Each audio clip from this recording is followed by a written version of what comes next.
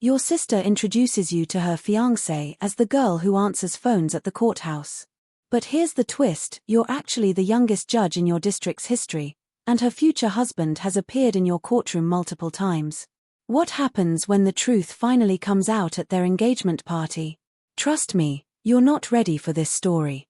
Hey everyone, I'm Sarah Chen, and I'm 32 years old. Last weekend changed everything between me and my family. 4 years, I've been living a lie, not by choice, but because sometimes it's easier to let people believe what they want than to constantly fight for recognition. It all started during my law school graduation.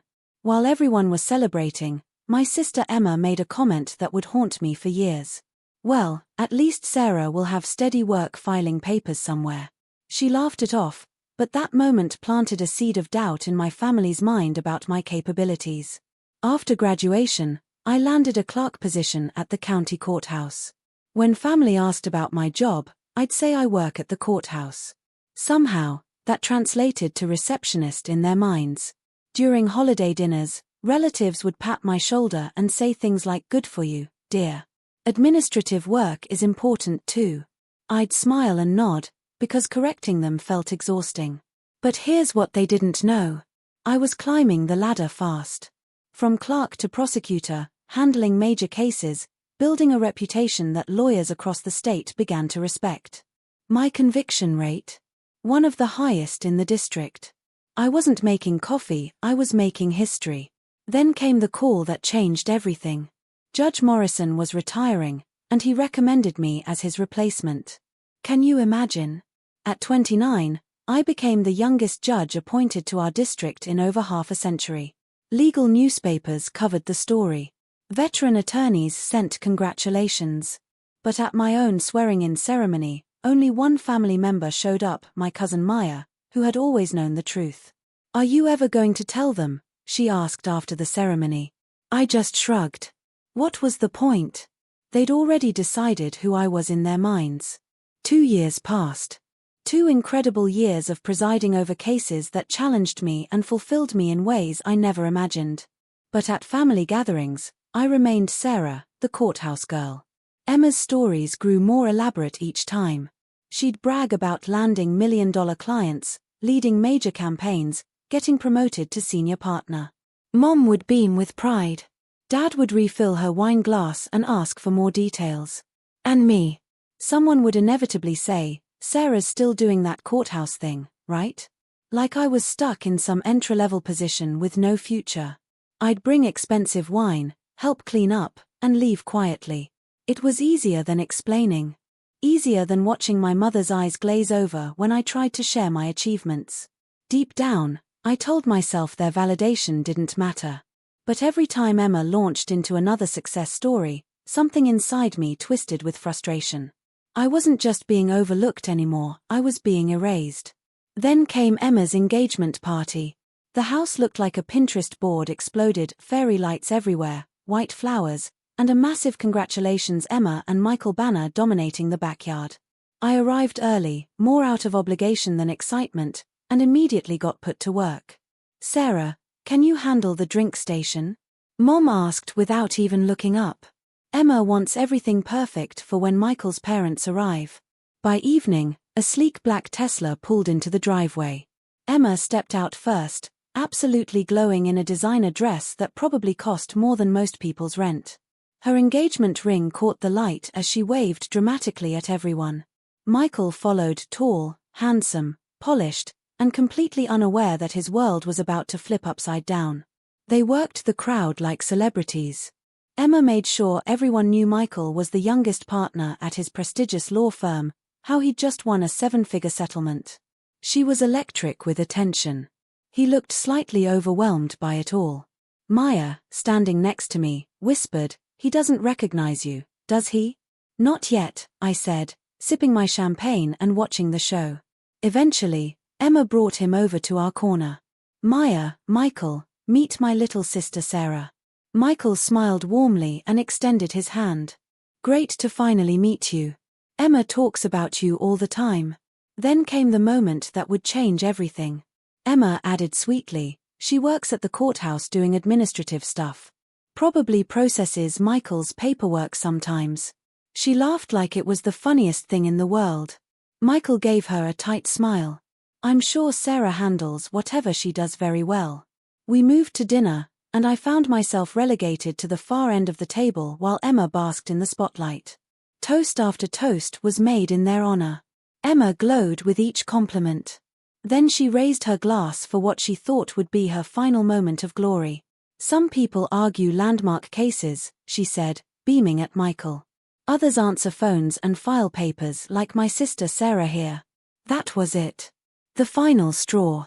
Michael turned to me, his brow furrowed in confusion. Wait. Sarah? Sarah Chen? From the county courthouse? I held his gaze steadily.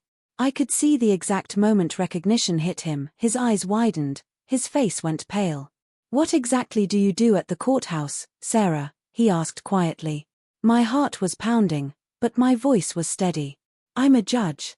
The word hit that table like a gavel striking wood. Complete silence. Forks frozen mid-air. Wine glasses suspended halfway to lips. You could have heard a pin drop. Emma laughed, but it came out strangled. You're joking, right? Tell me you're joking. Michael's voice was barely a whisper. She's not joking. I've stood in her courtroom. The Henderson case last year, that was you presiding. My parents stared at me like I'd transformed into a completely different person. The family's administrative assistant had just shattered their entire narrative. Emma's face twisted with a mixture of shock and rage. This is my engagement party, she hissed. And of course you found a way to make it about you. I didn't respond. I didn't need to. The truth was finally out, and there was no taking it back. The moment that word left my mouth, chaos erupted. My mother's fork clattered against her plate. My father reached for the wine bottle like he needed something much stronger. Emma just stared, her perfect engagement party crumbling around her.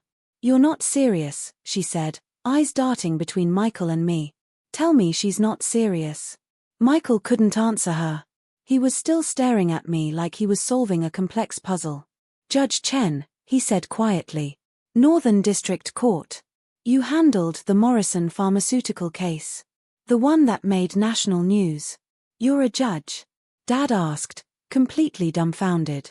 Since when? 3 years, I said evenly. Mom's face went white. But you said you were helping a judge. I was. During my clerkship. No one asked for details after that. The silence stretched until it became unbearable. Then Emma exploded. This is ridiculous. She let us all think she was a secretary. Who does that? You're lying just to embarrass me on my special day. I didn't flinch. I never lied. I just stopped correcting assumptions. Emma looked at Michael, expecting him to defend her, but he was still processing everything. Why didn't you tell us? He asked me. Because no one ever asked, I said quietly. Because every time I tried to share something important, it got brushed aside or ignored. Maya spoke up from across the table. I was at her swearing-in ceremony. It was covered in every legal publication in the state. Uncle Frank cleared his throat awkwardly. Oh my God. I told her last Christmas that honest administrative work builds character. He looked mortified. Grandma squeezed my hand under the table. I always knew you were destined for something special, sweetheart.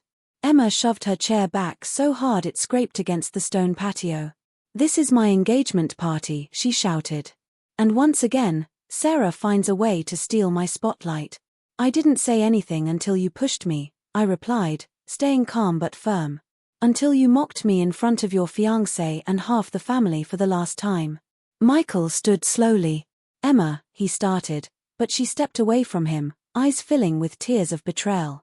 You knew, she accused him. You knew she was a judge and didn't tell me? I didn't know until right now, he said. I never connected your sister to Judge Chen. Emma looked around the table at parents, cousins, family friends, realizing that the room was no longer orbiting around her.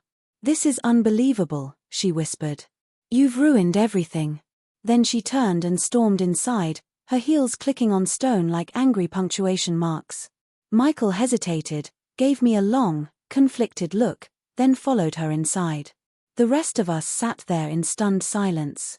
The champagne had gone warm. The dinner was getting cold. But the lie was finally gone, and so was the illusion we'd all been living under. The next morning, I woke up to 23 missed calls and over 40 text messages. Most were from relatives, apologetic, shocked, curious. Several were from my parents. None were from Emma. I spent the day in quiet limbo, half relieved that the truth was out, half hollow from the confrontation. Around noon, there was a knock at my door. It was Michael. He looked tired and uncertain. "She doesn't know I'm here," he said. "Can we talk?" I let him in and made coffee. He wandered around my apartment, pausing at the framed law degree on my wall. "Columbia," he said softly. "Very impressive." "Emma went to NYU," I replied automatically, that reflex to defer still deeply ingrained. He turned to me. "You were extraordinary in court during the Henderson case. And last night, you showed remarkable restraint." I didn't feel restrained. I felt like I'd finally let go of a boulder I'd been carrying for years. He hesitated. "She's hurting, but honestly, so am I. The way she spoke to you, the need to tear you down in front of everyone." He trailed off. "You're rethinking the engagement," I said. "It wasn't a question." "I don't know," he admitted. "But I can't unsee what I saw last night. And I don't want to marry someone who needs to diminish her own sister to feel worthy." After he left, I sat alone in my apartment. For the first time in years, I didn't feel small. A few days later, Emma showed up at my door. No makeup, hair in a messy bun, eyes red from crying. She didn't say much at first, just "Can I come in?" We sat on my couch, silence stretching between us like old scar tissue. "Why didn't you tell me?" she finally asked. "Would it have mattered?" I asked back. She couldn't answer that. Instead, she whispered, "I was supposed to be the successful one." "You still can be," I said gently. "But not by erasing me." She nodded slowly. "Michael's thinking about postponing the wedding." I said nothing. There was nothing to say. "I'm not here to blame you," she added. "I'm here because I think I lost myself in this version of me that I created. This person who always had to be the best, the most successful, the center of attention." That was the first honest thing she'd said to me in years. Before she left, she looked at me and said, "I am proud of you, Sarah. I always have been." And maybe that's the part that scared me most. It wasn't a complete fix, but it was a start. 3 months later, we're not best friends, but we're better. I stopped hiding who I am. My parents started actually listening when I talk. Emma started therapy and working on being more honest with herself and others. Here's what I learned from all of this. You should never have to dim your light to make someone else comfortable. You should never hide your success to protect someone else's ego. And you should never play small just to keep the peace. Have you ever hidden your achievements to avoid making others uncomfortable? Have you ever stayed quiet about your success just to maintain family harmony? If this story hit home for you, let me know in the comments below. And if you believe that everyone deserves to shine without apology, make sure to hit that subscribe button because your success story matters too.